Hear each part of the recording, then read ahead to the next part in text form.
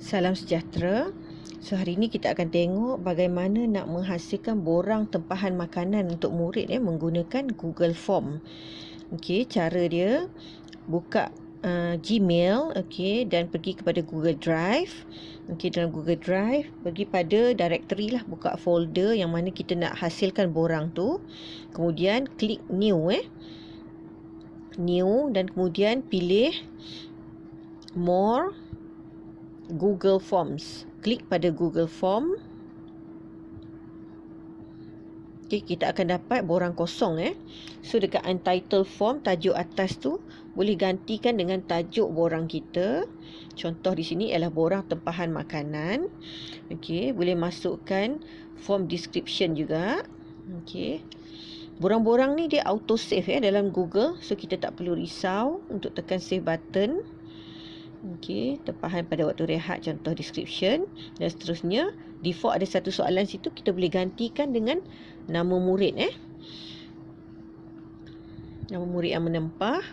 Okey, boleh gunakan jenis multiple choice ataupun drop down. Dalam kes ni saya akan tunjukkan menggunakan option drop down. Okey, so kita boleh masukkan nama murid dekat option 1 dan seterusnya add option. Tapi untuk senang, kita copy saja daripada senarai nama. Contoh ini senarai nama murid. Okey, right click dan copy. Dan seterusnya paste saja pada borang kita Okey, dah siap dah senarai nama. Yang terlebih boleh delete boleh pangkah, dan kalau nak tambah boleh paste lagi Okey, dan tick as required, maknanya wajib lah kena isi. Kena pilih nama salah satu nama, dan seterusnya tambah lagi soalan. Okey, klik plus dekat tepi tu untuk tambah soalan. Okey, contoh soalan kedua ialah tarikh tempahan makanan. Okey, jenis dia kat sini kita gunakan multiple choice untuk masukkan pilihan-pilihan tarikh Contoh untuk pilihan bulan Julai ni. Okey, 15 Julai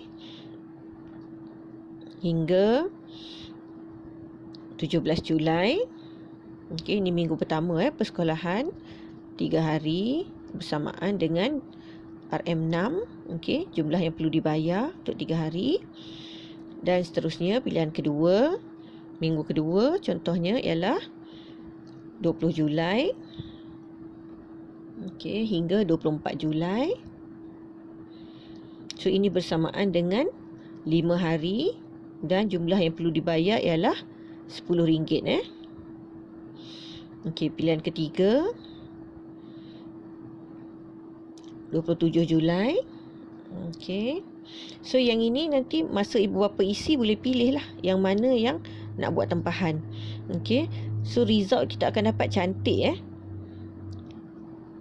senang nak sort nanti hasil dia,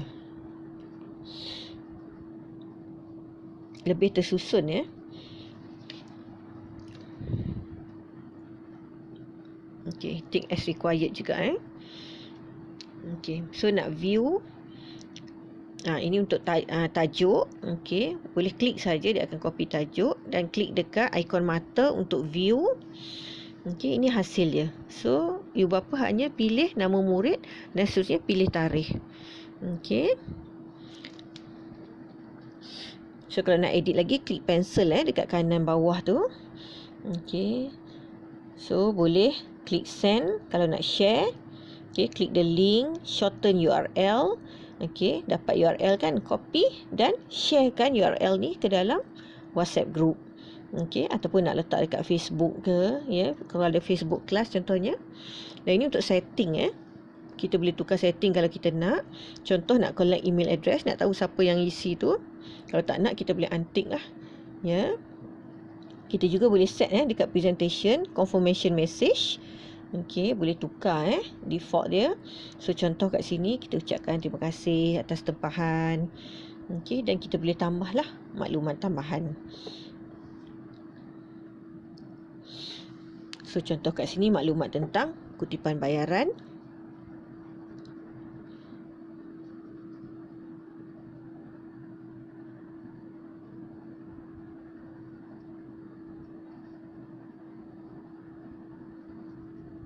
Ni kita letak dekat dalam setting dalam presentation tab.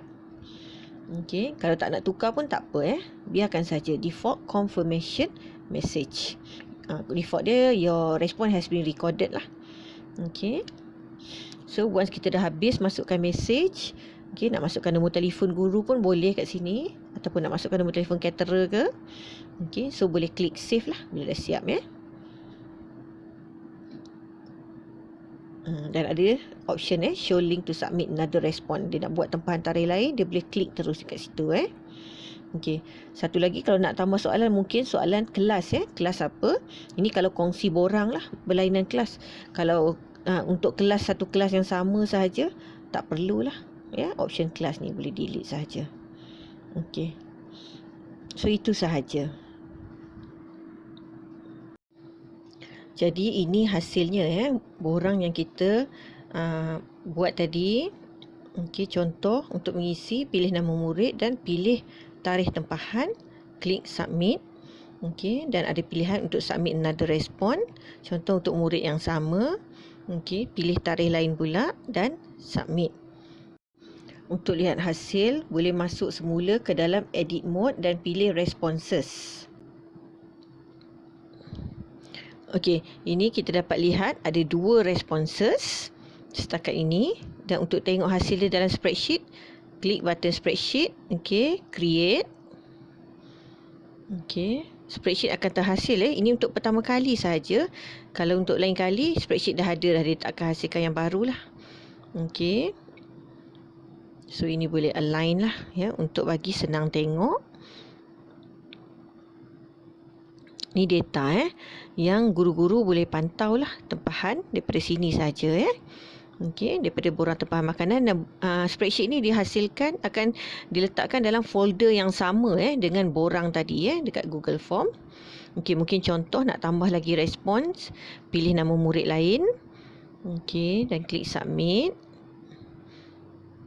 Sekali lagi murid yang sama, minggu yang berlainan, klik submit. Mudah Okey. Murid lain pula. Okey.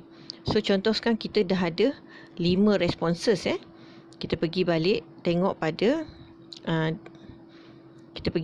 borang kita. Okey, so kita boleh lihat sini ada 5 responses. Dan kalau kita nak tengok pada tarikh tertentu saja, kita boleh filter Okey, untuk filter boleh klik ikon filter. Okey, create new filter. Okey. Dan ada butang untuk filter. So boleh pilih lah. Ini akan tersenarai tarikh-tarikh yang ada dalam pilihan. Okey. Ini untuk 27 hari bulan dan seterusnya untuk 20 hari bulan. Okey, kalau ada tarikh-tarikh lain dia akan keluar lah dekat sini dan kita boleh buat pilihan. Okey, begitu sahaja Okey, terima kasih.